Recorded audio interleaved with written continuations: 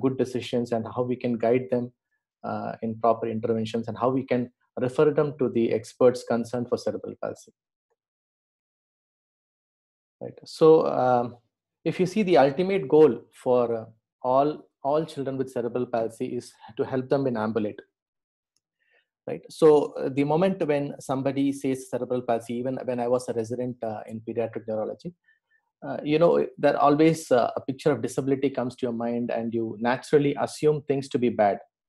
Right. I remember being a first-year resident in pediatric neurology. A mother came to me when the child was around, say, 10 months of age, and asking me what would happen to him. Would he ever walk in his life? And because I was new to the field, I just sort of dismissed the parents and telling that you should know that so that's a brain injury, and it is likely that the child will not walk. The child will have disability and so and so. And she was literally heartbroken. But interestingly, after a year, the same mother and the same child comes back to the OPD, and I could see the child walking. And the mother had to remind me that, doctor, you told me that this child won't walk, but now see this, my child is now started to walk. So as a pediatrician, we may be prone in telling that the child may not walk, but it is not the story true. You have to be very careful in telling which child who would walk and which child will not walk.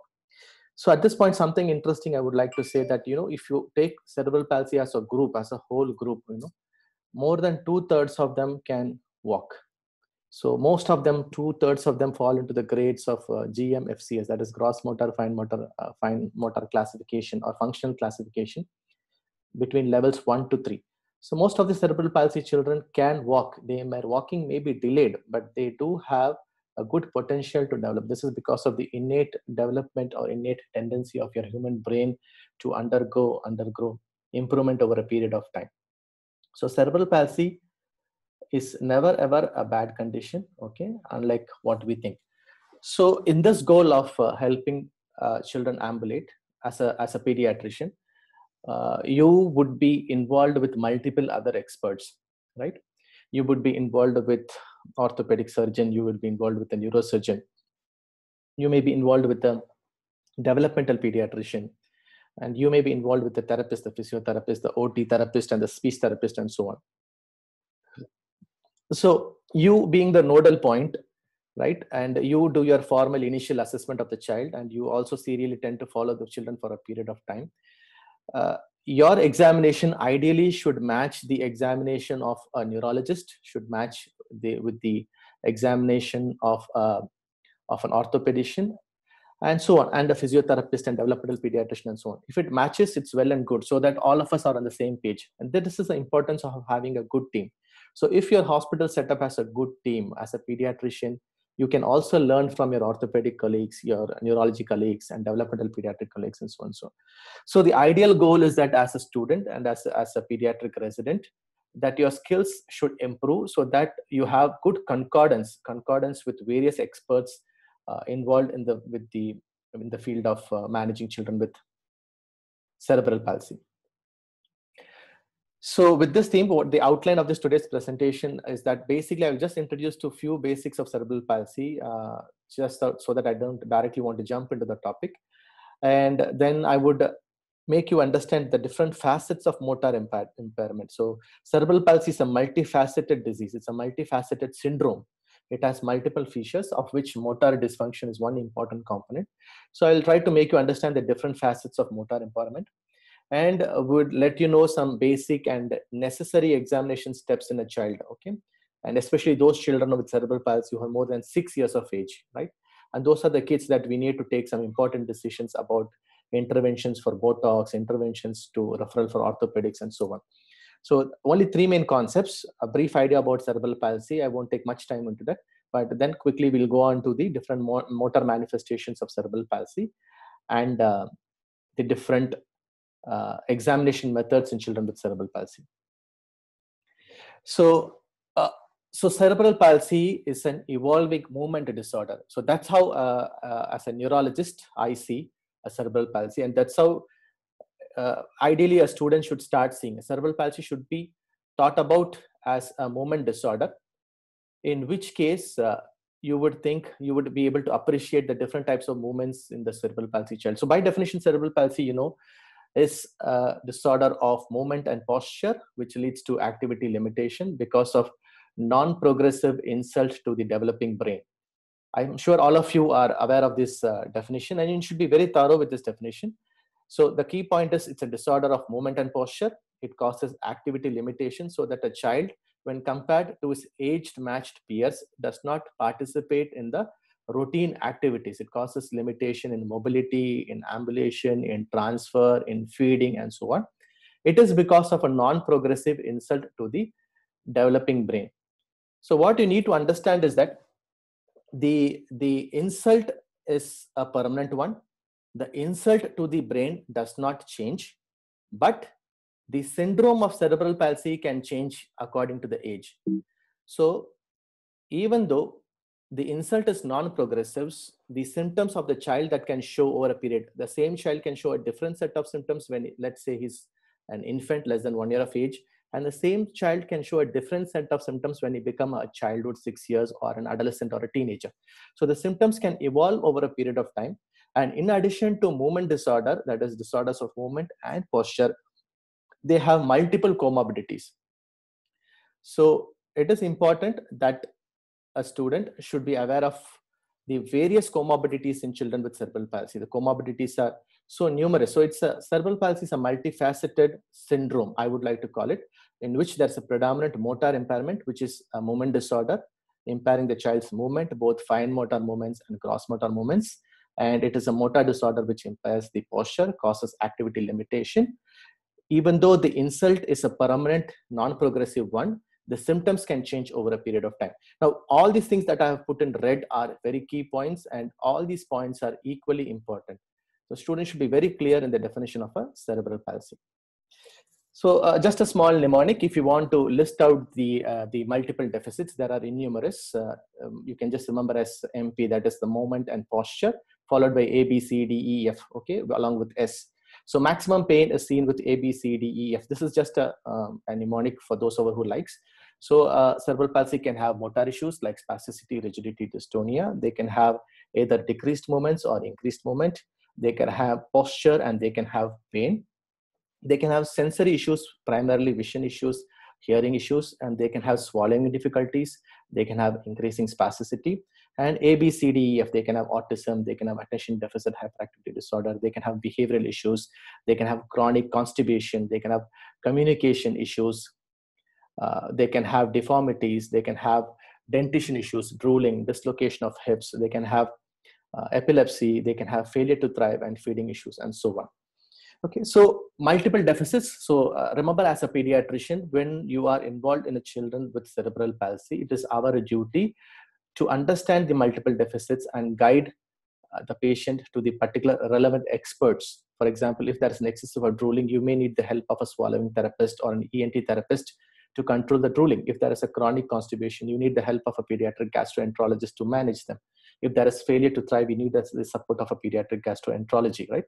And also sometimes this one symptom can be caused by multiple deficits. That's also unique in cerebral palsy. And one of the most missed issue or an ignored issue in cerebral palsy is that of pain.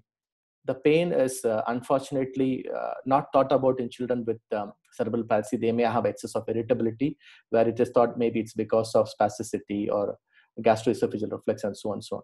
So if you just see, a child with cerebral palsy can have pain due to multiple reasons. He can have pain due to gastroesophageal reflux. He can have pain due to spasticity or hip dislocation, because of a bladder spasm, because of temporomandibular joint dislocation, corneal aberration, decubitus ulcers, and so on.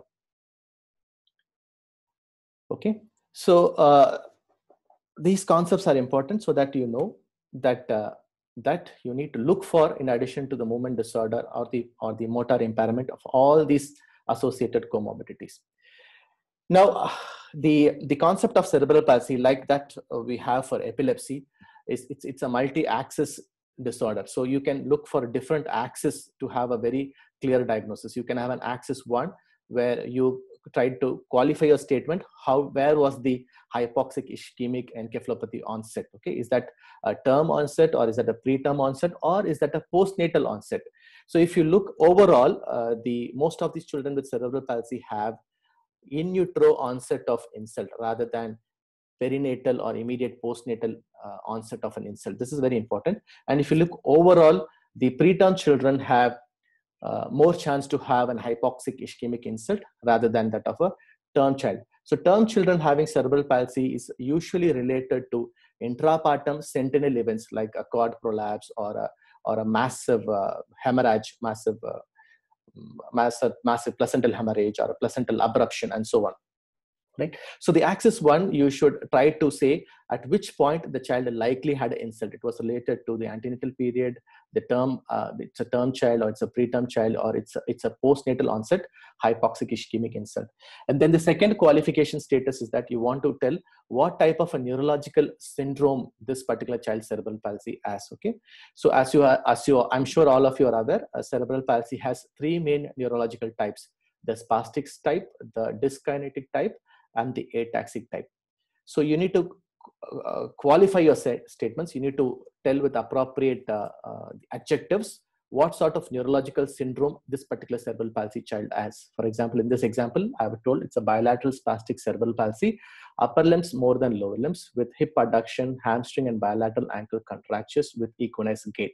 So you need to qualify your statement that this is the type of cerebral palsy this particular child has. And then you need to give the list of comorbidities. In addition to this motor syndrome, this child has epilepsy, gastroesophageal reflux disease, chronic constipation, failure to thrive, feeding issues, drooling, and so on. And then you need to tell what is the functional status of the child. Okay, what is the functional status? Is the child, I will come about the functional status. What is the ambulatory status, non-ambulatory child or an ambulatory child? What is the functional status of the hand? Is the child able to use the hand or not able to use the hand? And last, you should be able to tell the likely etiology for this cerebral palsy. So this is the ideal multi-axis diagnosis of cerebral palsy. Right. So the anatomical types of cerebral palsy are 3 major types, as you can see here: the spastic cerebral palsy, dyskinetic cerebral palsy, and ataxic cerebral palsy. Now, if you see, the commonest, I'm sure all of you know, is a spastic type of cerebral palsy. Almost 90% of children with cerebral palsy have spastic component. And pure dyskinetic cerebral palsy forms only a small proportion, around 10%. That is 1 in 10 children can have a dyskinetic type of cerebral palsy. Ataxic cerebral palsy is very, very rare. Pure ataxic cerebral palsy without other impairment is very, very rare. Less than 5% of children can have ataxic cerebral palsy. And if you start evaluating them more, there is almost probably a strong genetic component with ataxic cerebral palsy. As you can see, there are 3 types. The students may be thinking there is also a 4th type which was taught to us called as hypotonic cerebral palsy. There is recently, most of experts agree that there should not be a term called hypotonic cerebral palsy, because hypotonia can be a part of cerebral palsy or evolving tone changes of cerebral palsy, but pure hypotonic cerebral palsy usually does not exist. And if you have a pure hypotonic cerebral palsy after a particular age, say let's say 2 years or 3 years of age, then you are probably handling with a genetic syndrome, a genetic etiology, rather than an hypoxic ischemic encephalopathy, right? So these are the pure 3 groups of cerebral palsy. So overall, if you say how many children have cerebral palsy, around 2 to 3 children per 1,000 live births have cerebral palsy, of which, of course, the commonest is the spastic cerebral palsy. And the commonest gestational age, or the children who undergo all types of cerebral palsy, are preterm children. So if you look in terms of the gestational age, preterm children versus a term children, a preterm child who is less than 28 weeks has almost more 50 times chance of having cerebral palsy. So 2 to 3 children out of 1,000 have cerebral palsy. But if it is a preterm child less than 28 weeks, the numbers go up to something like 80 out of 1,000 children can have cerebral palsy. Likewise, the weight. If the child is having a low birth weight, more the low birth weight, more is the chance to develop cerebral palsy. So children with extremely low birth weight, less than 1,000 grams, have more severe chance of having almost 50 to 100 times chance of developing a cerebral palsy. So how do these children develop a spastic phenotype? How do these children develop a dyskinetic phenotype? And why do these children develop an ataxic phenotype? It all depends upon the areas of the brain that are involved. as you know that different area controls the movement right from your upper motor neurons to your lower motor neurons. And you can have a fair degree of understanding, okay, that this child is going to develop this type of cerebral palsy from neonatal imaging. So there are many studies which says that neonatal MRI or neonatal imaging, which is done between 4 to 10 days of a newborn birth in a case of a birth asphyxia, can give you a clue whether this child would develop a cerebral palsy and what type of a cerebral palsy, right? Especially findings like this, injury close to the center. This is called as a parasagittal injury, close to the midline, the sagittal area, parasagittal injury. Or if there is a pure white matter injury over here causing cystic leukoencephalomalacia, even in the newborn period, means that there is more chance of having a cerebral palsy. So a parasagittal injury like this, or a white matter injury, that is PVL, can even in the newborn MRI imaging, okay. And if your white matter tracts, that is your internal capsule and posterior limb of internal capsule, which passes downwards into your brainstem and then modulates your anterior horn cell. If your tracts are involved, the posterior limb of internal capsule is involved, it means that there is more chance to develop a spastic type of cerebral palsy. Okay, so spastic type of cerebral palsy, as you know, if you go by the topography, the involvement of the body parts, if one side of the body is involved, you call it as a hemiplegic cerebral palsy. The new term for hemiplegic cerebral palsy is unilateral spastic cerebral palsy. I repeat, the new term for a hemiplegic cerebral palsy is a unilateral spastic cerebral palsy. Diplegic cerebral palsy and quadriplegic cerebral palsy can be combined together to be called as a bilateral spastic cerebral palsy. Can be combined together to called as a bilateral spastic cerebral palsy.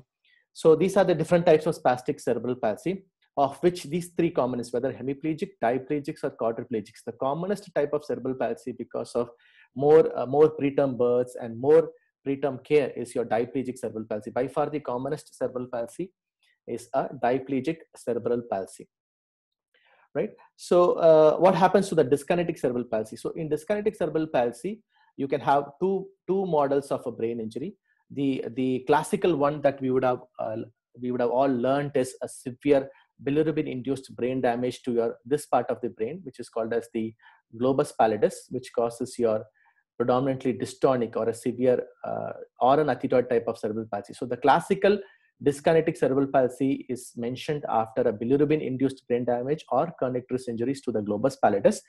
But having said that, these days the dyskinetic cerebral palsy are probably not due to kernicterus, because as you know that the care of a newborn is improved all across the world and there is much more care. So having a child who ends up in kernicterus these days is very rare. Instead, we have what is called as status moromartus, or a very severe near fatal asphyxia in a term newborn period. So a term newborn having a very severe asphyxia due to a sentinel asphyxial event, let's say like a placental abruption or a cord prolapse, okay, or a severe postpartum hemorrhage, okay. So severe prepartum hemorrhage, I'm sorry. So in such cases, you will have, in addition to your thalamus, the basal ganglia, the white matter of the internal capsule is also involved. So the thalamus, the putamen, and the white matter, also called as thalamino-putaminal insult or thalamino-putaminal ischemic changes along with white matter changes, is the one which causes more of dyskinetic cerebral palsy. So among these cerebral palsies, those that have a thalamino-putaminal and white matter cerebral injury have the worst prognosis, and those that have a very diffuse brain injury into the parasagittal area with cystic leukoencephalomalacia and the white matter causing a quadriplegic cerebral palsy also have a very poor prognosis. So the cerebral palsy which has a good prognosis is a unilateral spastic cerebral palsy, which involves one half of the side. Almost these children will have normal cognition. They can go to school. Almost all of these children with a unilateral cerebral palsy would walk. The only issue they may have is epilepsy, right? But when you see, when you look at the children with the diplegic cerebral palsy, more than 3/4, that is 75% of diplegic cerebral palsy children can walk. Only 25% may not walk in a case of a diplegic cerebral palsy. So they may take more time. They may take up to 5 years to start to ambulate if it's a diplegic cerebral palsy, but they do walk. But if it's a quadriplegic cerebral palsy, okay, only 1/4, that is only 25% of them can walk. Okay. So if I want to repeat again, I'll repeat. Almost all of your hemiplegic children can walk. It's 100% or close to 100%. Your 75% of diplegic CP children can walk. They may walk late, but they can be definitely walk with proper interventions and therapy. And around 1/4, that is 25% of children with quadriplegic cerebral palsy can walk. So if it's a dystonic or dyskinetic cerebral palsy, again, it becomes a very poor prognosis, especially if there is a thalamino-putaminal injury. I repeat, if there's a thalaminous and putaminal injury or status meromeritus, the prognosis is going to be poor in a case of dystonic or an athetoid cerebral palsy. Right? So ataxic cerebral palsy is extremely rare. You may have a small cerebellar infarct, which could be because of remote ischemia, but you may sometimes just see a normal imaging, but the child may continue to have unusual clumsiness, unusual difficulty in the rhythm and rate of movements, and loss of truncal balance. Okay, so and surprisingly, these children have more of hypotonia rather than hypertonia. If you start evaluating these children, some of them may have some genes involved. So a cerebellar hypoplasia can be because of a remote ischemic insult, or it could be because of a genetic cause. So this could be a tricky group. Almost 50% of them can have some genetic influence to produce an ataxic CP. So personally, if I see a child with having strong ataxic component with the cerebral palsy, even though if there is history, I would tend to evaluate, because ataxia can have other causes as well. So this is briefly in rough about spastic cerebral palsy. The new term for hemiplegic cerebral palsy is unilateral spastic cerebral palsy. The new term for both the diplegics and quadriplegics is called as bilateral spastic cerebral palsy. Almost 1/3 of all types of cerebral palsies will have epilepsies, right? Autism can be seen in 1 in 10 of children with epilepsy. Sorry, with the cerebral palsy, and so on. Okay. Right. So these are the clinico-pathological correlates. So what are the levels of brain injuries? As I told, diplegic cerebral palsy, it's a predominant white matter injury. So if you look overall cerebral palsy insult in the first trimester, second trimester, or third trimester, where is the insult? Very common in the case of cerebral palsy. So the insult in the cerebral palsy is mostly either in the early third trimester or in the late third trimester. So if the insult is in the first trimester or the second trimester, it could be due to unusual causes, like sometimes you can have a torch infection, or it could be because of some underlying genetic predisposition. Okay. So interestingly, there are certain genetic and metabolic conditions also can predispose to a child to have hypoxic ischemic encephalopathy or brain injuries. So this a student should be very clear. Cerebral palsy does not, it means ischemia and hypoxia due to multiple reasons. It could be even genetic and metabolic as well, right?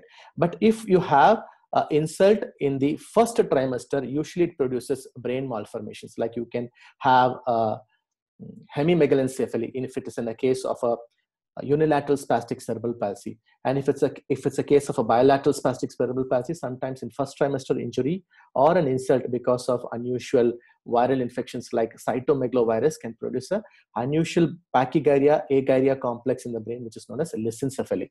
So together, if you take the insults causing cerebral palsy are predominantly 70% of all insults are because of the early third trimester or late third trimester rather than the first or the second trimester, right?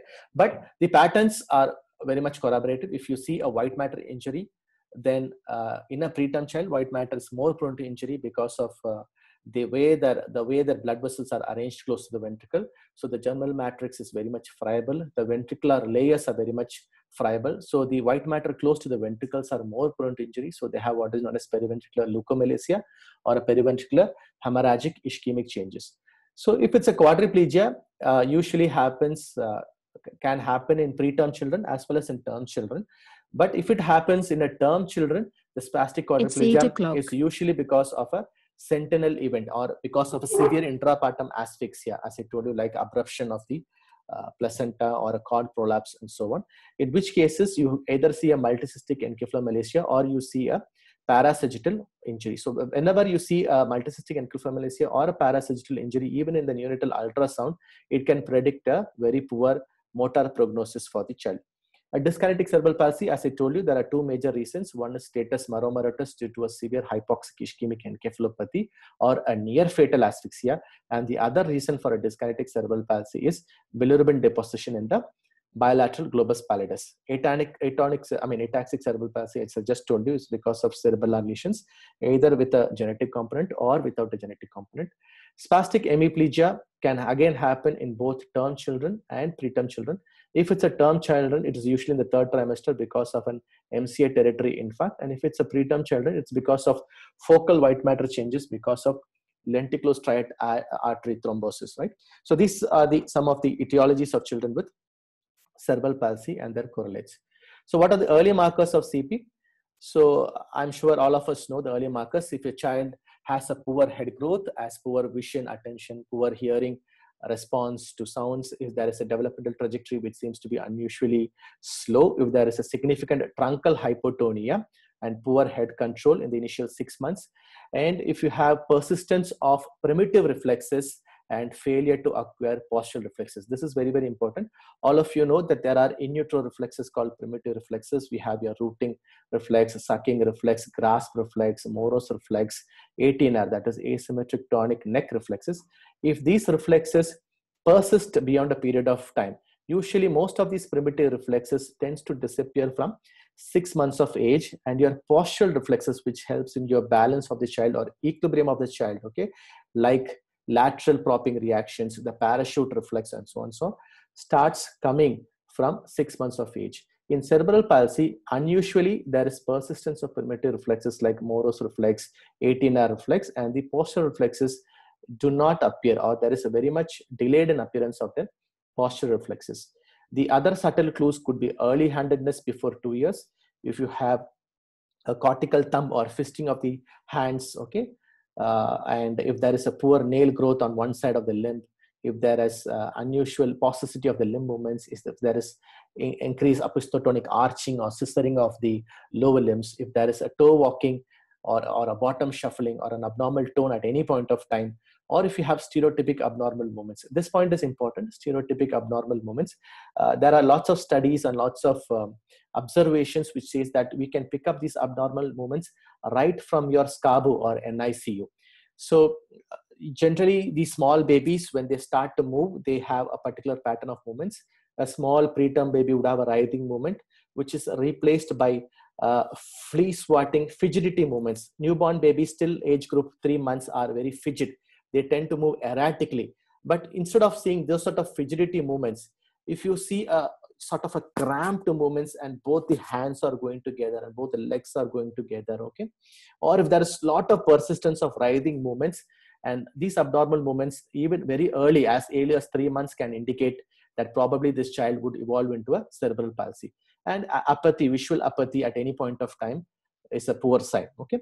Having said that, as a clinician, you have to be very careful to label a child as cerebral palsy, and that's why experts believe that till 2 years probably we should call them as a probable cerebral palsy, unless there is a very clear insult and you have definitive evidence with a neuroimaging and you can show that there is like multicystic encephalomalacia or a parasagittal injury or a white matter injury in the MRI brain. Then along with that, the motor syndrome, you can call it as a cerebral palsy. If you don't have a strong evidence, it is better to follow up these children for a period of time. And it's better to label a child cerebral palsy only when you are very sure, even though it's a clinical diagnosis. Ideal labeling of cerebral palsy is usually done after 2 years of age, unless we are very sure that this particular phenotype is because of cerebral palsy. So the goal as a pediatrician, just the basics before going to the examination. So having understood that there are 3 major types of cerebral palsy: spastic cerebral palsy, dyskinetic cerebral palsy, and you have an ataxic cerebral palsy, and there are so many comorbidities. Your goal as a pediatrician is to take a very good history so that you know that this child had a neonatal onset encephalopathy, or probably there was an antenatal high risk factors which caused a child to have hypoxic ischemic injury. But in case if you're not sure about the history that there was a birth asphyxia or a remote ischemic injury, still if you see a child behaving like a cerebral palsy, or if you see that family has 2 or 3 or 4 children behaving like a cerebral palsy, then you should be aware of some conditions which are called as cerebral palsy like conditions. I mean, in this presentation, I'm not going into the detail of what are your mimics of cerebral palsy, but there are certain conditions, genetic conditions and metabolic conditions, which can mimic cerebral palsy. One important group is called as leukodystrophies, or white matter changes in the brain, like hypomyelinating leukodystrophy because of poor myelin formation. Those genetic conditions can very closely mimic a cerebral palsy. But as a pediatrician, if you're not sure of the history and if the history is not matching with your child, then you have to probably think it could be a remote genetic or a metabolic cause. As a pediatrician, we should look for early signs of cerebral palsy, a developmental surveillance and monitoring of children, especially those children who had a high risk newborn period, should be followed up at least for a period of 2 years, every 3 monthly, so that you have a good idea of the head circumference, the handedness, and the movements. So any doubt, you can evaluate further.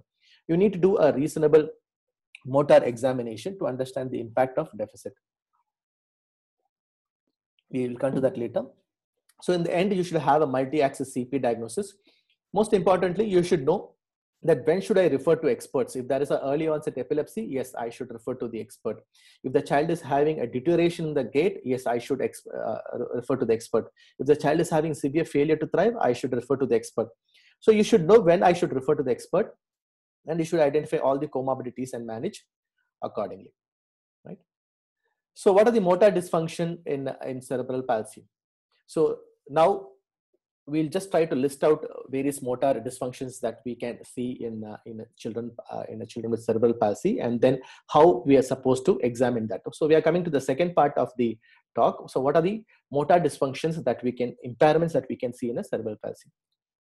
So multiple motor dysfunctions can be seen. Almost all your networks, your white matter tracts, your gray matter tracts, your basal ganglia, cerebellum pathways, almost all your networks of your brain which converges on your anterior horn cell can be affected in a cerebral palsy. Okay, so right, starting from how we examine the child, in terms of their gait, in terms of their posture, in terms of their muscle bulk, in terms of their tone and their quality of movements, in terms of their quality of their fine motor skills, their dexterity, the muscle strength, their coordination of the muscles, right?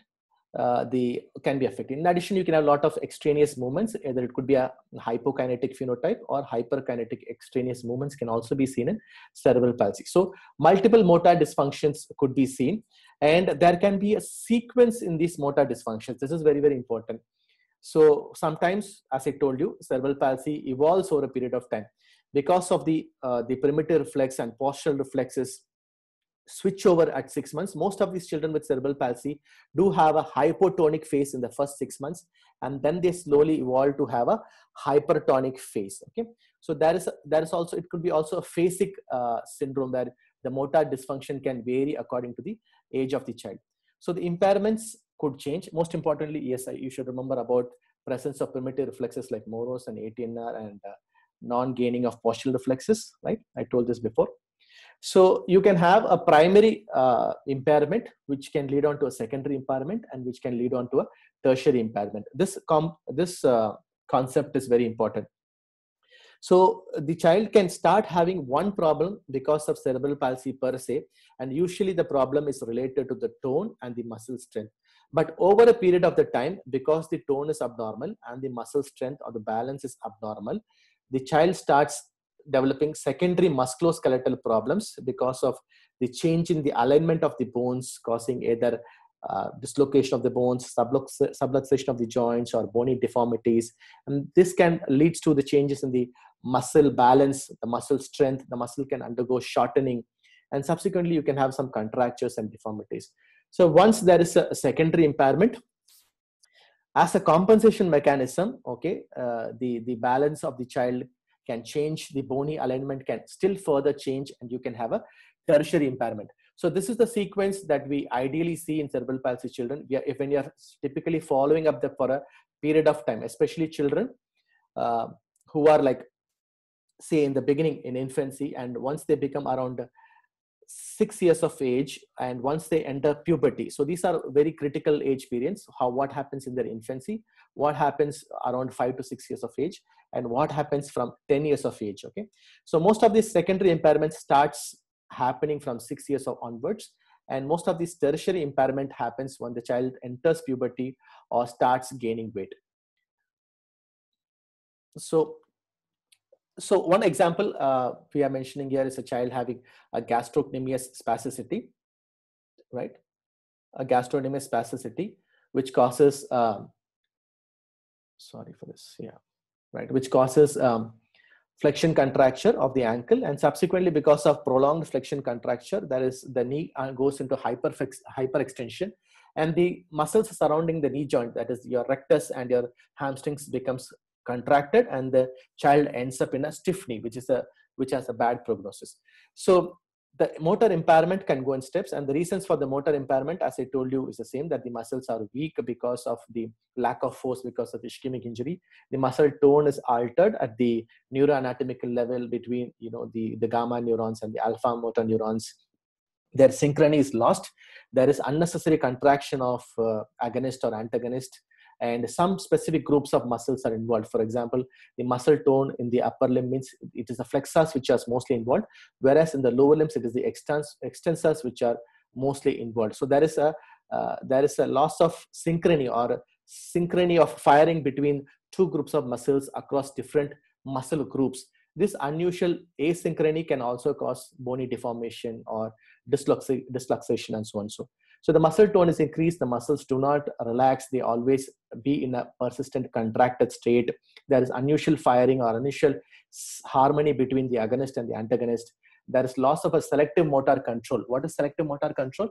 These children with cerebral palsy are not able to fragment their movements. For example, if I tell you, just flex your knees, we will be able to just flex our knees. But if you ask a child with cerebral palsy, flex your knees, in addition to flexing their knees, their ankle will just like this go into dorsiflexion. So they are not able to fragment their movements. This is known as selective motor control. So there is a loss of selective motor control in a case of cerebral palsy. As I said, this presence of primitive reflexes would impair your gross motor and fine motor functions. And the postural reactions like parachute, like lateral propping reactions, symmetric tonic neck reflexes, these do not occur, and because of this the balance is also impaired, right? So should be very clear about the underlying physiology, and these physiologic changes are very dynamic, they keep on changing, and that is one challenge as an expert, whether a neurologist or an orthopedician, would face in handling these children with cerebral palsy. All these mechanisms are so dynamic, and they keep on changing, and they can even change between two parts of the limbs. For example, the right half of the body can have one type of impairment, whereas the left half of the body can have other type of impairment. So it makes it really challenging, and sometimes you need a teamwork of multiple doctors to come to a conclusion to understand the biomechanics of a particular child with cerebral palsy. So you should know at this point that the tone changes, okay? It is not that tone is always harmful. The moment we see a child who's stiff, having bit of arching in the back and extension of the legs and bit of scissoring of the legs, yes, we know it is harmful, because a significant muscle tone increase can cause pain, can cause dislocation of the joints, right? Okay. And a significant increase in the tone can cause more injury over a period of time. It can cause bony deformities. But having said that, if you ask me which is bad in a child with cerebral palsy, it is the muscle power or is it the muscle tone? The answer, it is always the muscle power. Okay, a child who has a good muscle power with cerebral palsy is more likely to ambulate than a child who has less muscle power. So when we talk about tone and power, you should always try to improve the muscle power of children. So that is the idea of recent concepts, that you should involve children with cerebral palsy to all community activities, like including swimming, including sports. Okay, these children should be encouraged to play sports, especially diplegics. They can play sports even in a wheelchair, like basketball or all sorts of sports that comes to your mind. Okay, swimming should be encouraged, and aerobic exercise should be encouraged. This is because once your muscle strength, especially of their lower limbs and your trunk improves, this child will be able to use that muscle power to transfer from one place to another. Okay, just imagine, I'm just giving you a scenario. There are like two children. Okay, both of them are wheelchair bound. Both of them are gross motor functional classification grade 3. They are in the wheelchair, but they can, move their wheelchair. Okay, one child is having more spasticity, but the other child is having less spasticity. But the child who's having more spasticity is also having a good muscle power, whereas the child in gross GMFCS3 who's having less spasticity is also having less power. So if you imagine this situation, the child who has more spasticity and more power can actually, without somebody's help, can get out of the wheelchair, stand for a brief period of time, and can go to another place. Like if he has to go to a washroom, he can use his spasticity and power to get out of the wheelchair and transfer himself to a washroom. So this gives a great degree of independence. This is very, very important to understand. So cerebral palsy management is not always about just managing the tone. No, just give some diazepam or dantrolene or baclofen or tizanidine. No, it is about improving the strength of the muscle so that the child is able to at least do some degree of transfer from one place to another. And once some degree of transfer and truncal strength is achieved, ambulation becomes an automatic next step. Okay, so it can benefit. The good truncal tone can help in ambulation. Your tone increase can also increase your power of muscles, right? Whereas it can be harmful because it can cause hip dislocation. I mean, if you don't treat it appropriately, there can be deformities, malalignment of bones, and so on, right? So the tone changes in a CP child, all type of tone changes can be seen. As I told you, we can start with an hypotonic phase in the first 6 months, and then it can change into a hypertonic phase, right? And hypertonic phase could be everything. It could be spasticity, or it could be rigidity, or it could be dystonia. In some situations, the tone can change according to the age of the child, the state of the child, okay, the condition of the child. The child is extremely anxious or sleeping and so on. And very rarely we can see only hypotonia persisting for a long period of time. So at this point of time, every student, I should be very thorough with what is a spasticity, what is a rigidity, and what is a dystonia, right? If you don't know the clear differences between these three, it becomes very, very difficult. Having said that, sometimes you can have a combination of spasticity with rigidity or a combination of spasticity with dystonia, especially in bilateral spastic cerebral palsies, okay? So combination is possible, but you should be able to determine by your examination that which is the most dominant component. Is it the most dominant component is dystonia, or is the most dominant component as spasticity, or its rigidity? So what is spasticity? I'm just asking a question here. What is spasticity? So what is tone? First of all, tone is the intrinsic resistance offered by the muscle. If you a muscle is like a rubber, it's like a rubber, consistency is like a rubber, or like an elastic rubber band. So if you pull the rubber band, you will feel some resistance offered by the rubber band.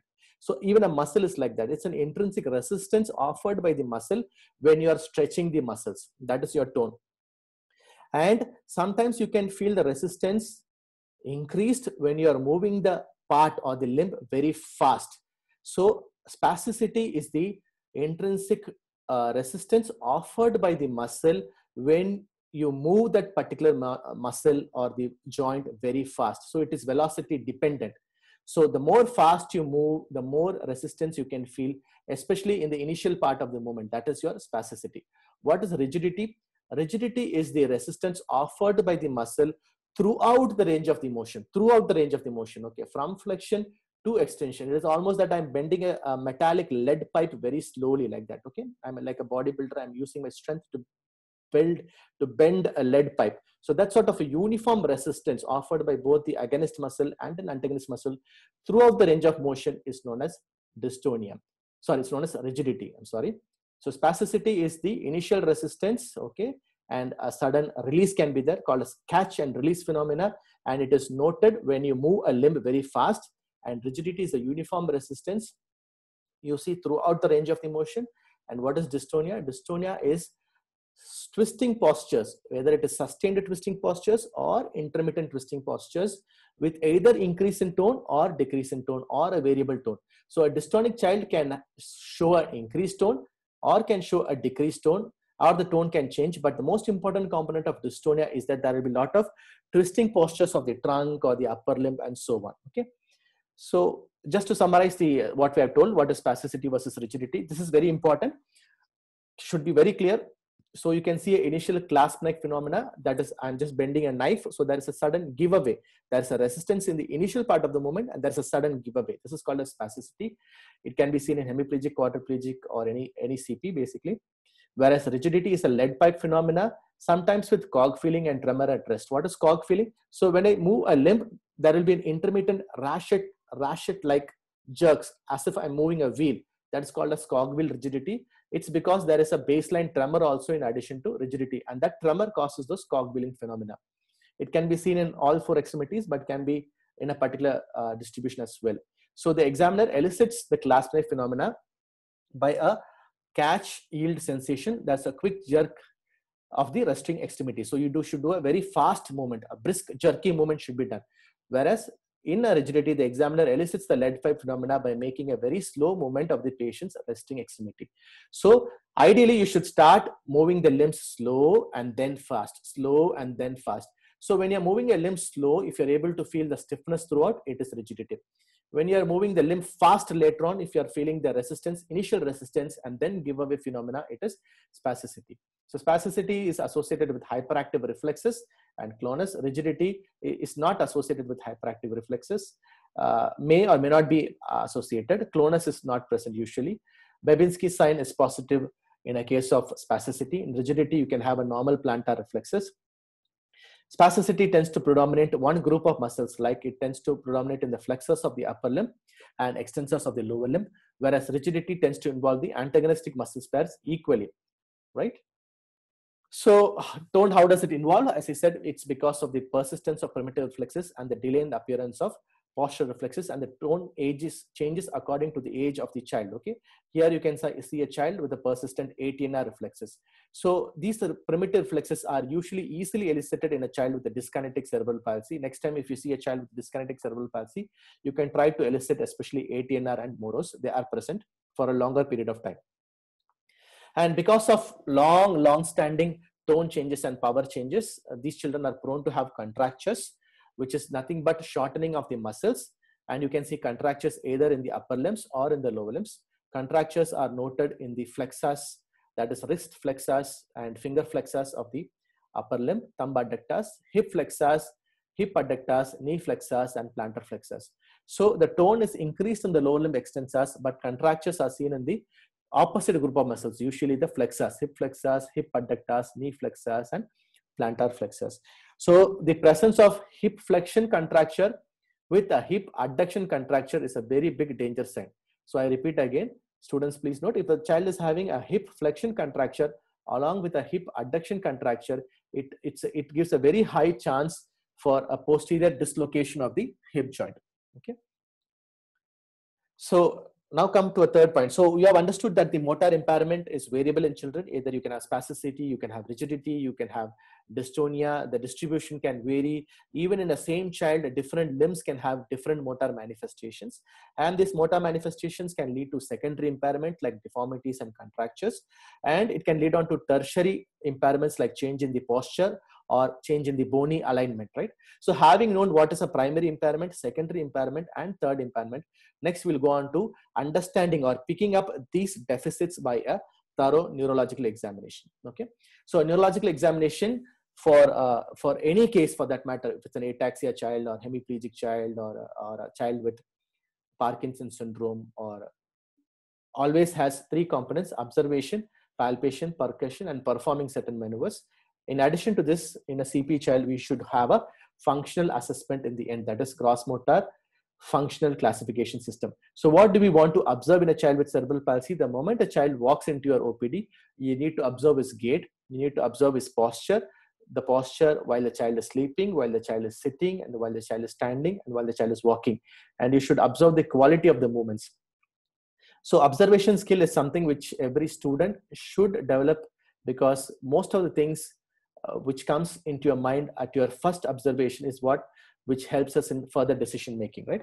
So you analyze the gait, you observe the posture, you observe the quality of movements, then you need to feel the muscles, palpate the muscles in rest, in a supine posture, in a very calm child, or a child who's distracted in a playful manner, right? And you will palpate for the muscle tone, and you can also palpate for the contractures at the various joints, the hip joints, the knee joint, and the ankle joint. Then you perform the maneuvers, you check for the tone with modified Ashworth scale, and then you have to start preferably from the lower limbs and then go up That order is always safer. You check the lower limbs first, the upper limbs and the spine, and then you give a functional assessment. So this is the sequence of examination in a child with cerebral palsy. So what is gait? So what is gait? So gait, all of us walk, and once we start walking, okay, we are bipedal, and we are bipedal uh, animals, I can say, whereas animals are quadrupedal. They use their both forelimbs and hind limbs to walk, whereas human beings stand erect and we walk using our legs. And because we stand erect and because we are bipedal, we should have a proper alignment between the head, the spine, the hip joint, the knee and the ankle. Only if this alignment is very straight and in a very perfect manner, the way we walk would look nice, isn't it? So if you can imagine, there is a building and there is a building has like 5 stores: first floor, second floor, third floor, fourth floor. All these are the different floors. The head is one floor, the spine is one floor, the hip joint is one floor, the knee joint is one floor, and the ankles are one floor. Just imagine a building in which these different floors are at, zigzag pattern. So it is not possible for the building to stand erect. So that is the component of gait. So you need to, when a child starts walking for gait, you need to observe how the gait looks at rest in a standing position. Okay, how the balance looks of this building, or how the spine looks, how the hip looks, how the knees looks, and how the ankle looks. And once they start walking, is the alignment maintained between the spine, the hip, the knee, and the ankles? Now, understanding gait itself, it's a separate topic. I mean, if you go to discussion with pediatric orthopedicians in a gait lab or with your rehabilitation experts, understanding gait itself is a different topic. There are multiple levels of analyzing gait, to that extent that you can have a 3D cameras with sensors in a gait lab where a particular patient walks around 100 meters back and forth, and they analyze the different angles between the hip joint and the knee joint and the ankle joint and so on. So, but these are your 3D gait lab mechanisms. But for a clinician, the least that we can do while we're observing the gait is to see the child from the front side, ask the child, an ambulatory child with CP, assume that the child of a CP is GM FCS grade 2. I'll come to that, what is grade 2, who is able to walk. Then you observe him from the front side, that is your coronal plane, and you observe him from the back side, again in the coronal plane, and then you observe him from the sides, that is in the sagittal plane, at least for a distance of around 50 meters, front, back, sitting, standing. Okay, so if you do this basic screening examination, you tend to and always focus on what is happening to the ankles, the knee joints, and the hip joints. So if you focus on that, maximum information can be obtained. So what are the information that we can obtain from the gait? So the gait, what is the distance between the two malleoli? Okay, that is called as the step width. So if you know a child with ataxia would have a broad base gait, meaning by there is the distance between the two malleoli is very far. But if you have a child with a spastic diplegia, both the malleoli can be close to each other because of scissoring, or it is a narrow base stance. So your resting position is known as your stance position.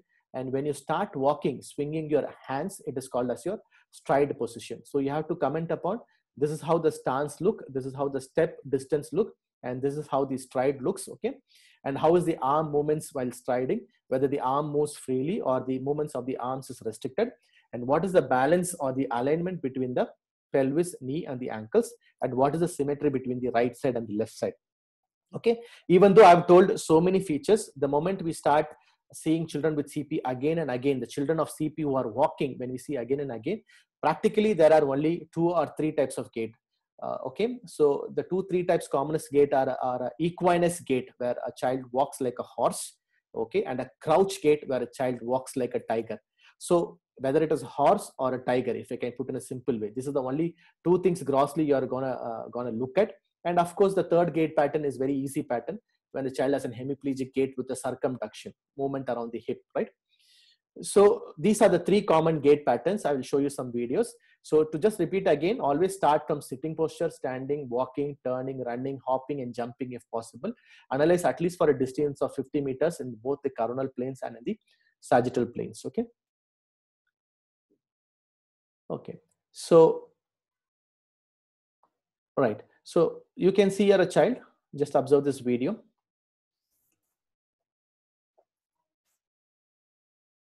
So just see the way how her right upper limb is. So the right upper limb, if you can start commenting first, it's better to see the gait from below upwards, right? If you see, there is a bit of circumduction of the right lower limb, and they're almost like a foot drop. There is plantar flexion, almost like a dragging of the right foot, but there is also flexion of the right upper limb at the elbow, and there is flexion at the level of the wrist, right? So this sort of a gait is a very classical hemiplegic gait where there is a circumduction, there is a minimal foot drop at the foot. Spasticity is not yet started in the lower limb, okay? So that is why because of a weak tibialis anterior muscle, there is a flapping movement at the level of the ankles. And when you see grossly, the alignment of your pelvis and the knees and the ankle looks fine in this child, okay? So this type of a gait, when there is a circumduction with a mild foot drop, okay, is known as hemiplegic gait type 1. I mean, this is the technical term when there is a circumduction along with a foot drop. But in the same child, if you have a significant equinus or or a tiptoe walking with a stiff knee, it becomes a equinus gait in hemiplegia or gait type 2. Okay. So I'm just running this slide for some time for you to understand the alignment between the pelvis, the knee joint and the hips. Looks normal in this child, it's not a problem. And you can see a typical hemiplegic upper limb where the shoulder is internally rotated, there is flexion at the elbow, and there is flexion at the wrist and pronation of the forearm. This is your typical hemiplegic upper limb. So this is a child with a spastic diplegia. So even though we say diplegia, you can see even the upper limbs are tight. Okay, so that is why the concept they have made it into bilateral spastic cerebral palsy rather than calling them as diplegic cerebral palsy. So, but what happens in diplegic cerebral palsy? The lower limbs are more involved than the upper limbs. So in this child, if you see, he requires somebody to hold to walk. So he's not independently ambulatory. Okay, he requires assistance to walk. I can see, I mean, he's wearing his pants. So ideally you should undress the patient. It gives a good idea. And you can see some degree of flexion at the knee. And you can see, okay, and you can see a tiptoe walking of both the ankles. So there is a bilateral ankle flexion and there is a bilateral knee flexion. And also I can see some degree of scissoring at the thighs. So if you are carefully observing, the alignment between the hips, the knees and the ankles are not good, right? Are not good in the sense that the knees seems to be more anterior. Okay, there is a flexion at the knees, right? The pelvis is not balanced properly, and there is in-toeing, and there is also toe walking, bilateral toe walking. So the alignment is mismatched, okay, and there is probably knee flexion along with the plantar flexion. So this is your equinus gait with knee flexion and plantar flexion. Okay. So next we'll see. So these are different types of equinus gait. So what do you mean by equinus? Equinus means a toe walking. So equinus gait or toe walking is most commonly seen in children with cerebral palsy, right? These are pre and post AFO. So extreme degree of equinus where there is also a flexion at the level of the knees. The same child after wearing ankle foot orthosis. You can see equinus at the left foot, right? See equinus. Okay, so I mean, if I sort of stop here, so whenever there is an equinus, whenever there is a plantar flexion, the leg goes down. A normal response, for example, in this case, the right leg, whenever there is a plantar flexion, the normal response is to have the extension of the knee. You should have a extension of the knee, then only you can balance yourself. This is what helps in walking. When the legs, that is the ankle, goes into plantar flexion, the knee should go into extension. But in these children with equinus, we see the opposite. Whenever the ankle goes into flexion, the knees also goes into flexion, and this only creates that characteristic jumping pattern that you see in these children. Okay, and when you see this jumping, for example, in this okay, this child is different, where here you see there is not much of plantar flexion, but you can see there is extreme degree of knee flexion. Note here carefully, there is a malalignment between the pelvis, the knee and the ankle. The pelvis is posteriorly thrusted. That is, the child is almost like, rocking backwards. The equilibrium of the child is more posteriorly oriented. You can see that the knees are flexed, but see the ankles here carefully. Here the ankles are flat.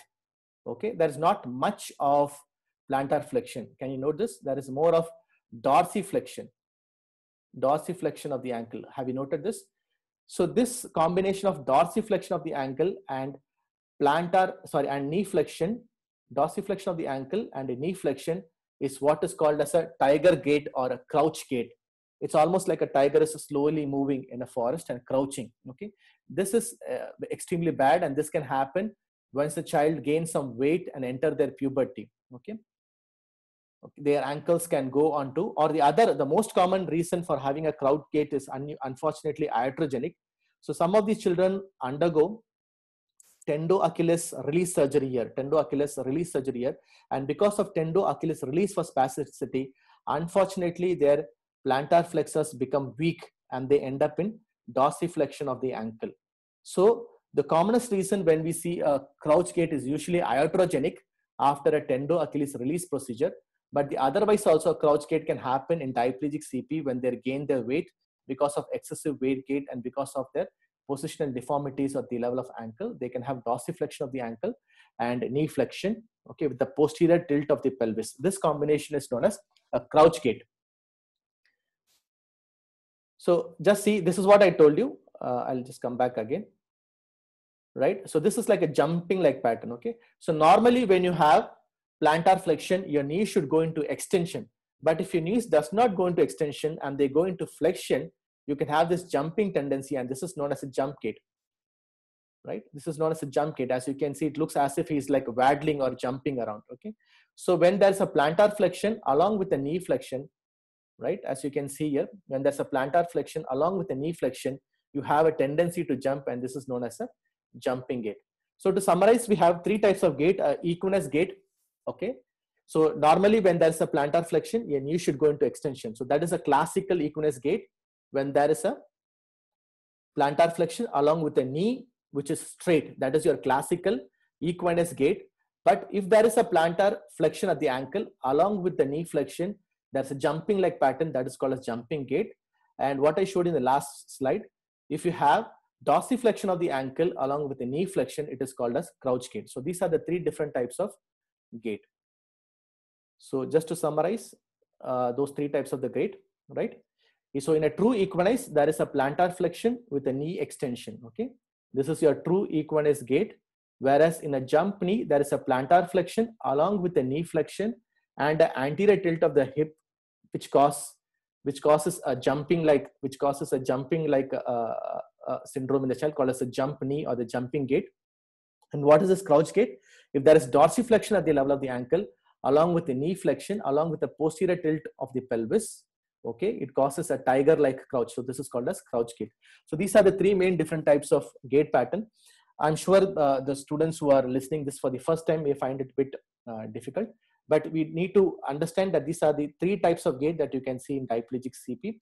What happens in an equinus gait? There is a plantar flexion of the ankle with a straight knee. What happens in a jumping gait? You see a plantar flexion of the ankle along with a knee flexion. And what do you see in a crouch gait? You see a dorsiflexion of the ankle.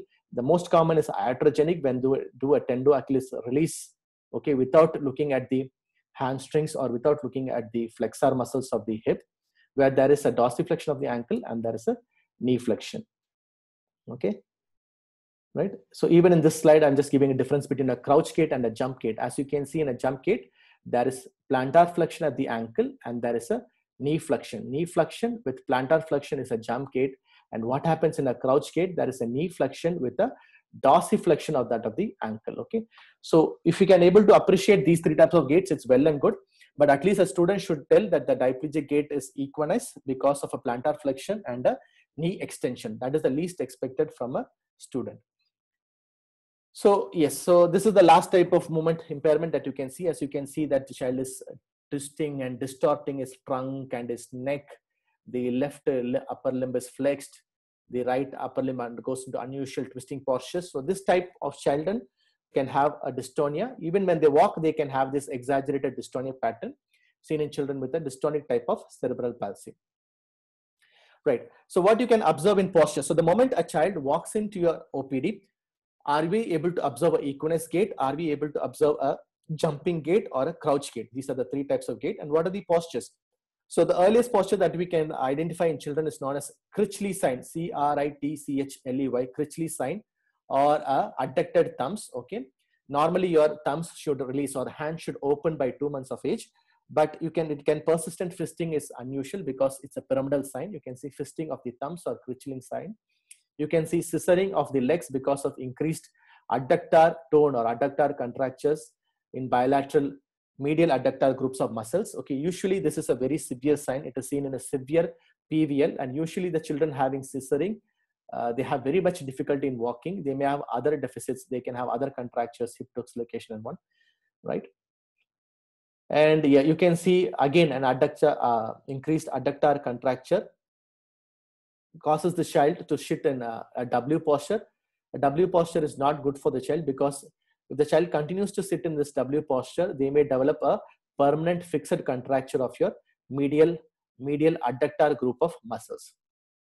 So these are the unusual postures that we can observe in a child. Okay, and this child can have spasticity in the limbs, like you can see fisting in the upper limbs, but they can have truncal hypotonia. So this combination is that what we usually see. And children, the truncal hypotonia usually only recovers very slowly. So in a very severe cerebral palsy or a very severe bilateral cerebral palsy, you can see spasticity in the upper limbs and the lower limbs, okay, with a truncal hypotonia. So unless the truncal tone improves, for example, if the child continues to have this sort of a truncal hypotone, it means that the child would be most likely wheelchair bound and would be into a GM FCS grade 5, would require a consistent caregiver support.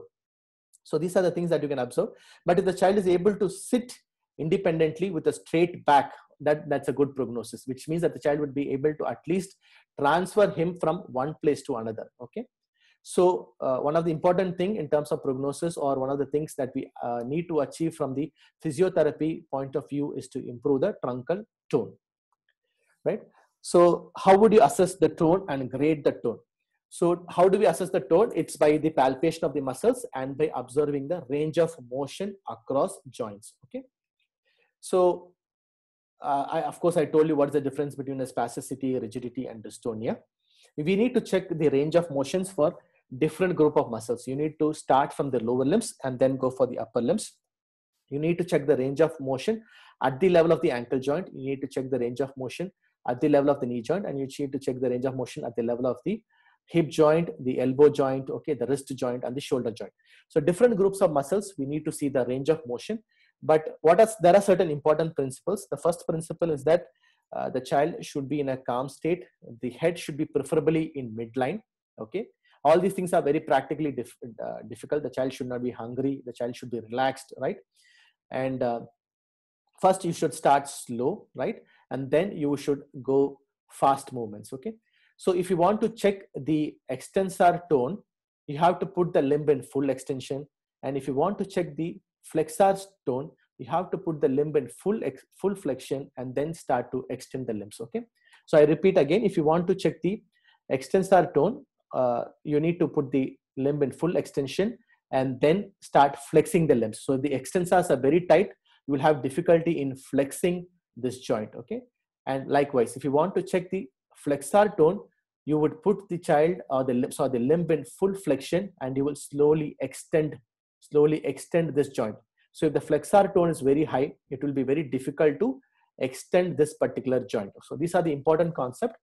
So to check the extensor tone, we put the limb in full extension and we'll try to flex the particular joint.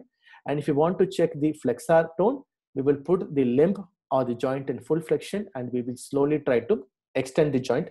You will start slow at first and then you will do faster. Okay, when you do slow, you can feel for rigidity, and when you do fast, you can feel the spasticity or the catch knife phenomena or the clasp knife phenomena, right? So you need objectivity is always very good. If you're able to objectively say that this particular child has modified Ashworth scale grade 3 or grade 1, it's very, very interesting so that we can actually follow up the child over a period of time, and we can document the response to medications like diazepam or tizanidine and so on, so right. So using modified Ashworth scale is highly recommended, right? Even though, but if you ask which is the best scale available, the best scale is something known as a Tardieu scale. I'm not giving the details of a Tardieu scale, but modified Ashworth scale is relatively very easy, where in grade 0 there is no increase in tone, but in grade 5 the tone is so much increased that a particular limb will go either into a full flexion or full extension. So this is called modified Ashworth scale, grade 5. So grade 3 is also very easy to remember. In grade 3, you can move the limb, but you will feel the spasticity throughout the range of the motion. So very simple to remember grade 0, grade 5 and grade 3. So grade 3 is that you will feel the spasticity throughout the range of motion. Okay, you can feel the catch, but you can move the limbs. Okay, whereas in grade 4, you can feel the spasticity throughout the range of motion, but you cannot move the limb. It's very difficult to move the limb, but you can by using sufficient power flex or extend the limbs. Okay. In grade 1 and grade 2, you will feel the catch phenomena or the spasticity only in the initial part of the movement. Okay. So whereas in grade 2, you will feel the spasticity almost to the 50% of the range of the motion or half of the range of the motion along with the catch. So the moment you feel a catch in the initial part of the movement and nothing else, you call it as a grade 1 modified Ashworth scale. If you're feeling the catch in the initial part, but you're also feeling the spasticity catches throughout the range of the motion, but you're able to move the limb, you call it as grade 3 modified Ashworth scale. If you're finding it difficult to move the limb, but still with sufficient power, if you're able to flex or extend the limb, and if you're feeling the catch throughout the range of the motion, it is grade 4. And if the limb is so much rigid that you cannot move the limb and the move is continuously either in flexion or extension, we'll call it as modified Ashworth scale grade 5, which is nothing but rigidity. Assessment of contractures. Now, assessment of contractures is essentially routine, bread and butter of pediatric orthopedicians, but students may be asked in their exams at least some idea about to understand hip contractures and hamstring contractures and ankle contractures. It is important because especially in a non-ambulatory child, you should identify hip contractures because it forms one of the risk factors for hip dislocation. And why you want to understand contractures for practical use is to identify which group of muscles I should use the Botox for, or which group of muscles I should mainly target for Botox interventions. Okay, so assessment of contractures is an essential clinical skill. Okay, it is good that if you try this. So I'll be telling you around 3 or 4 tests that are routinely done by pediatric orthopedicians and developmental pediatricians. Okay, but as a resident in pediatrics, we may not be exposed to these tests, but it is good to know about these routine assessment of contractures, especially at the level of hip, the knee joint and the ankle joint. So for the hip, we have 3 tests. We have the Thomas test, we have the Stahelly-Prone test, and we have the Phelps test for hip adductors. And at the level of the knee, for the hamstrings, we have the popliteal angle. And for the quadriceps femoris, okay, we have the Duncan-Elley-Prone test. And for the ankles contracture, to understand whether the gastrocnemius or soleus is tight, we have the Silver-Skjold test. I repeat again, these tests, if you listen today and if you read by yourself and if you start practicing, they are very interesting. It is good to know these different tests. Okay, so examination of the hips, we focus on the hip flexors and the hip adductors as we see here. I'll tell you the details of this test. This test is known as the Phelps test, where I check for the hip adductors, and this test is known as the Thomas test, where I'm looking for the hip flexors. So what do we do? So in a Thomas test, where I want to check for the hip flexors, that is your iliopsoas muscle, in the step 1, I put the patient in the supine position. And step 2, if I want to see this, for example, in this patient, if I want to assess the right iliopsoas, I will flex the opposite muscle. So I will flex the other group of the muscles. So here I flex the left hip because I want to check for right iliopsoas muscles. And once in a normal supine position, once I flex the opposite limb, the other limb, as you can see, undergoes knee flexion and it rises from your baseline. So the angle between this thigh and the floor forms your angle, and if it is increased, it means that there is a significant degree of iliopsoas contracture or a hip flexor muscle contracture. This is known as Thomas test. Okay, I can show you in this line diagram here. Okay, so the moment I flex the other limb, the limb that you're interested in this case, you're interested in your left iliopsoas muscle. The left iliopsoas muscle, if there is a left iliopsoas muscle contracture, this particular angle, the angle between the long axis of the thigh and the hip increases. Okay, so normally it is less than 15 degree. It can here increase up to 45, 60 or 90 degree. Okay, so the hip goes into more flexion. This is known as Thomas test for hip flexion contracture. So you flex the opposite limb and you look for the other limb, and you look for the axis or the angle between the long axis of the thigh and the floor. This is known as Thomas test. The more the degree of the flexion contracture, the more acute or obtuse the angle becomes. From 15 degree it becomes 45, 60, 90 degree and so on. Okay, so this is for hip flexion contracture. So what is a Staheli prone extension test? In this, we have to put the child in the prone position in the edge of the bed. So this is two steps. In the first step, you put the child, bigger children usually more than 6 years, we can do this test. You put in the edge of the table. Non-ambulatory children also, you have to do this test preferably. You stabilize this pelvis by keeping your hand or the support of the over the sacrum. You extend both the legs, okay, and you extend one leg and you pull one leg one by one. In this case, the examiner is pulling the right leg up, okay, and once you pull, you look at the angle between this pelvis here and the table. Okay, so if there is a hip flexion contraction here in the iliopsoas muscle, the angle here increases. Okay, this is called as Staheli prone test for hip flexor contraction, as you can see here. So this is the angle between the pelvis, that is at the angle at the level of the iliac spine, inferior iliac spine, and the angle of the greater trochanter, or the angle of your the long bone that is your femur. So if the angle, okay, if you extend your legs, if this angle sort of if the angle is decreased, it means that there is a hip flexion contraction, because your hip, the iliopsoas causes the hip to be more in a flex posture. So you may find it difficult to raise the hip upwards. Okay, this is called a Staheli prone extension test. So what is Phelps test? Phelps test is easy, where we are looking for your adductor angle. In this, you look for the angle formed between your two medial groups, or your two medial part of your thigh muscles, which is your adductor angle. It has two steps. In the first step, you have to do it in extension, and in the second step, you have to abduct. You have to abduct your thighs in hip being in your knee being in the flexed position. So in your first step, you keep the child in supine position. You keep the child with the knees extended, and you gently abduct both the legs, and you see the angle formed between the medial part of the two thighs. This angle is known as your adductor angle. So in this position, when the knees are extended, in this position, in a supine position, when the knees are extended, the adductor angle is contributed by the gracilis muscle. It is contributed by the gracilis muscle. And the moment you flex the knee, the action of gracilis is taken off, and at this position, the abduction is assisted, or it is opposed by your adductor group of the muscles. So if you feel there is more difficulty in abducting with the knees extended, it means that your gracilis muscle is more involved. Okay, I repeat, in this position with the knee extension, if you find a difficulty in abducting the legs, it means that your gracilis is more tight. And in this position with the knee flexed, if you are finding more difficulty in abducting, it means your medial adductor muscles, okay, like your adductor medius, adductor magnus, the adductor group of muscles, or your medial hamstrings are more involved. Okay, so here you can choose your muscles. If there is more abduction limitation with knee extension, you have to give Botox to the gracilis muscle.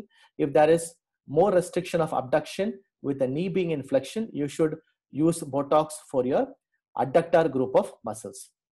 Okay, so this is your Phelps test, which gives a degree of involvement of your gracilis muscles and your adductor group of muscles. So examination of the knees, the knee extension and flexion are aided by these muscles which are in the thigh. So the muscles in the anterior part of the thigh is known as rectus femoris or quadriceps femoris, which helps in knee extension, and the thigh in the muscles in the posterior part of the thigh, this group are known as hamstring muscles, which helps in knee flexion. So I repeat again, the muscles anteriorly, the quadriceps muscles, which helps in knee extension, and the muscles posteriorly, the hamstring muscles, aids in knee flexion. Okay, so if your hamstrings, like you see in this picture, your hamstrings or your posterior group of thigh muscles, if they undergo contracture or shortening, the angle that is formed between the table and the knee joint, which is known as the popliteal angle, this sort of becomes more acute. Okay, so how to check for popliteal angle? So the first step is that you have to check one by leg, one by one. You have to put the child in the supine position. You have to stabilize the limb that you're not checking, and the other limb you have to flex at the hip 90 degree, and you have to flex at the knee 90 degree, and then you have to slowly elevate your leg by holding the foot upwards. So I repeat. So the first step, you put the child in the supine position, and you have to stabilize the leg that you're not checking by, as you see, stabilizing by holding at the knee, and the limb that you're checking, you have to put the hip inflection 90 degree, knee inflection 90 degree, and slowly raise your foot upwards. So the angle that is formed between the thigh and the calf muscle here is known as the popliteal angle, right? And sometimes, interestingly, when you ask the child to flex the opposite leg, the popliteal angle can increase. This is known as hamstring shift. I'm not going into the details. So you can measure independently the popliteal angle on both sides, which gives you a fair degree of idea of your hamstring contracture. So normal popliteal angles are usually between 90 degree to 120 degree. So if there is a hamstring contracture, you will not be able to elevate this hip angles, and this popliteal angle becomes more acute. Okay. Right. So in a Duncan-Ellie prone test, there we checked for hamstrings, whereas in a Duncan-Ellie prone test, we check for the quadriceps muscles, or we check for the knee extensors. Okay. So if there is a rectus femoris or a knee extensor muscle contracture, quadriceps or rectus femoris contracture, the moment you put the child in the prone position, and if you try to flex the knee, this rectus would act upon the inferior spine of your iliac bone, okay, your inferior superior iliac spine, and it causes the pelvis to elevate upwards. So in a Duncan-Ellie prone test, if there is a rectus femoris contracture, if you put the child in a prone position and if you try to flex your knees, your pelvis would lift up, and that would give a clue there's probably a rectus femoris or quadriceps femoris contracture. As you can see here, if you try to flex the knee, there is elevation, okay, and the pelvis would lift up. This would indicate there is a rectus femoris contracture. So the last and the most important is, how do you look for contracture in your calf muscles, that is your gastrocnemius and soleus muscles. Again, this is a very important test which helps us to decide whether I should give Botox to both the gastrocnemius muscle and soleus muscle, or whether I should give the Botox only to the gastrocnemius muscles. So in a Silver-Skjold test, you have to look for dorsiflexion at the level of the ankle, first in the extension position of the knee, and then you have to do the dorsiflexion of the ankle with the hips flexed to 90 degree and knees flexed to 90 degree. So these are the two steps for a Silver-Skjold test, right? So normally in this position, if you do, and you have to measure your dorsiflexion angle, and normally if you flex your hips and knees and then you do the same test, that is dorsiflexion of the angle actually decreases, because in this knee extended position, the difficulty in dorsiflexion is because of a gastrocnemius tightness. So once you flex your hip and flex your knees, you ride over the action of gastrocnemius and you're able to dorsiflex a bit more easily. So if you're able to dorsiflex easily in this second position, it means that your gastrocnemius is not involved. Okay, it is probably the tightness is because of soleus. But in this position, in the position of knee flexion, if you're not able to dorsiflex, it means that both your gastrocnemius muscles and soleus muscles is involved. So I repeat again, in this knee flexed position, if you're not able to dorsiflex properly, it means that both your gastrocnemius muscles and soleus muscles is involved.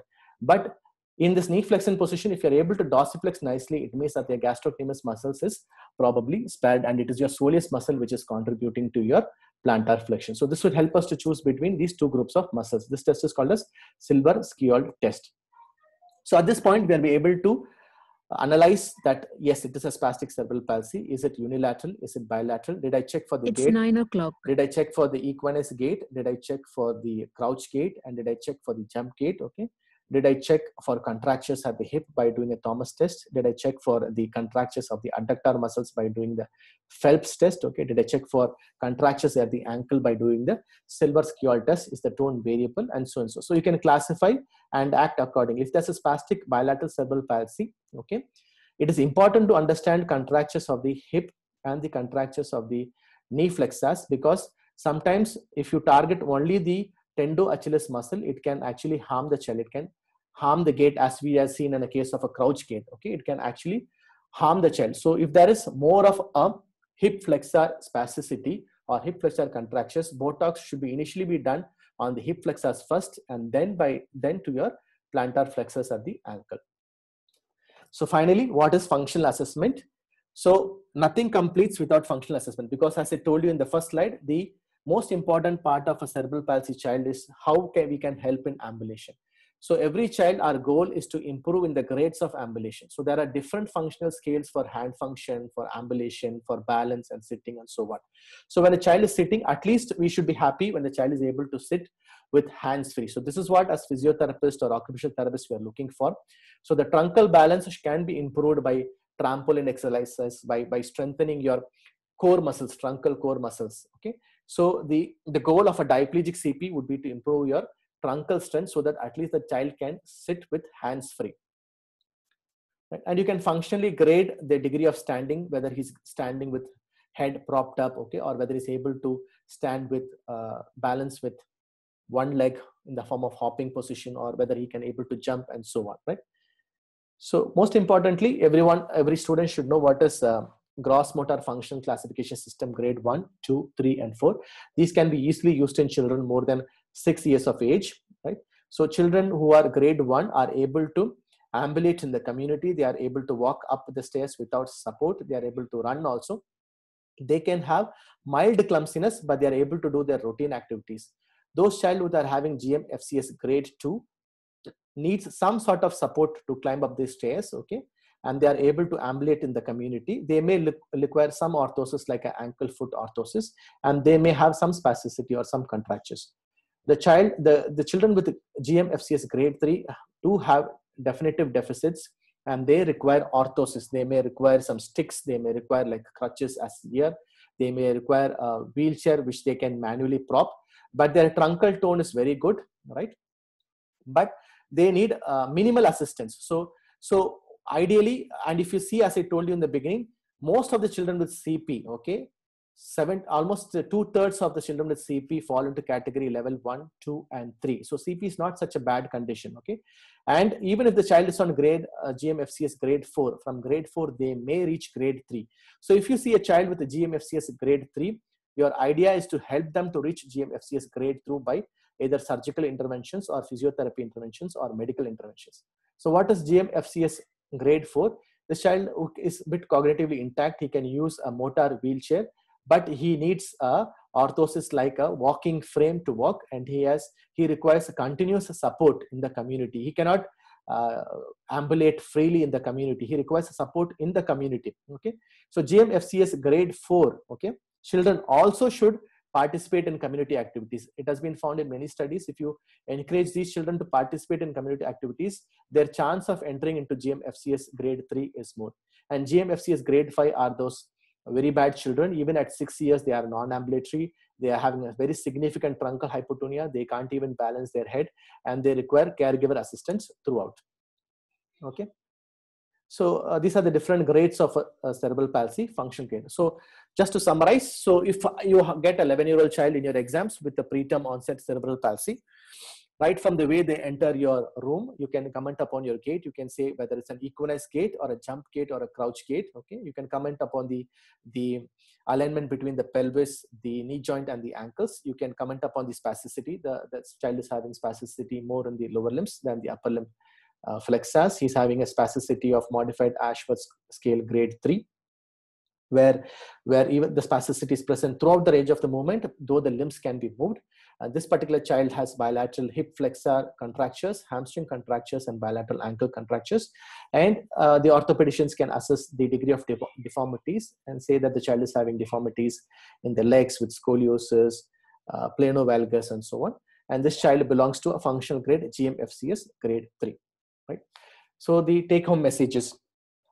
So we had seen in 3 parts. I'd give you a fair idea of what is a CP. CP, there are 3 types: spastic CP, dyskinetic CP, and akinetic CP. We had seen the examination of the CP right from the gait, the tone examination, and the examination for contractures. So CP is an evolving movement disorder.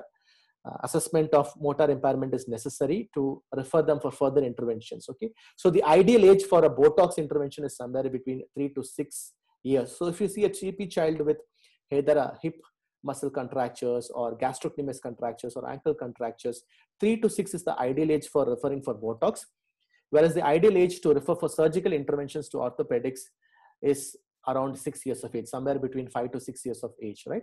If a child has more of epilepsy, more of intellectual disability, more of truncal hypotonia, they may be poor candidates for surgery.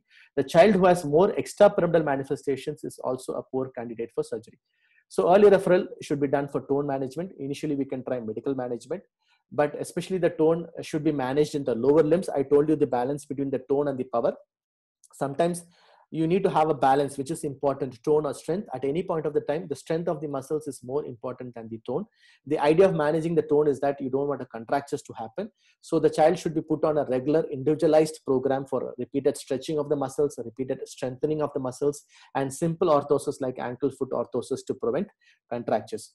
Ultimately, you can do a gait analysis. If your hospital has a good pediatric ortho setup, you can do a good gait analysis in a gait lab, or clinically you can analyze a gait and say whether what type of gait the child is having, right? And you can refer for deformity correction to the orthopedics, and ultimately all the steps would help child to ambulate. Okay, so thank you.